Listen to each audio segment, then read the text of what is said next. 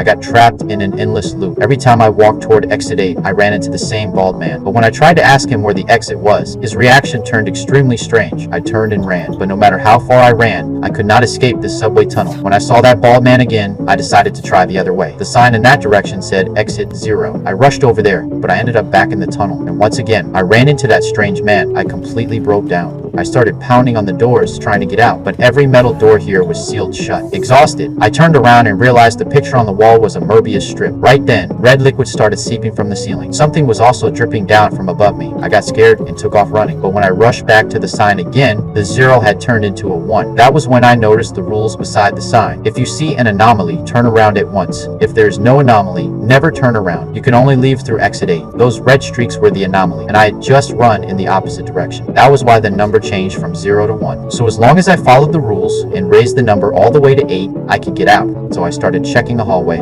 I even tried using my phone to capture every detail around me, but every photo came out wrong. Looks like cheating was not allowed here. I had to rely on my own memory. That bald man had to be an anomaly too. I immediately walked in the opposite direction. No matter how far I went, that man kept following me with a smile on his face. When I got back to the sign again, the number really had changed from 1 to 2. Looks like I guessed right. I kept checking ahead, but the moment I reached the corner, I suddenly heard a baby crying behind me. It sounded like it was coming from the locker ahead. I forced myself to open the locker door, but there was nothing inside. I had just let out a breath. Then the crying suddenly started again. I turned and ran. When I got back to the sign again, the number had already turned to 3. After that, I checked even more carefully, but no matter how many times I looked back and forth, I still could not find any new anomaly. That sprint just now triggered my asthma. I quickly opened my bag and took out my inhaler. But the second I used it, something felt wrong. I turned around and looked. The eyes on the posters had moved. Every poster was staring at me. I immediately turned and walked the other way. And sure enough, the number turned to 4. At this point, I already remembered every detail in this hallway. This time, there was nothing unusual at all. According to the rules, if there was no anomaly, I had to keep going forward. So I walked straight ahead,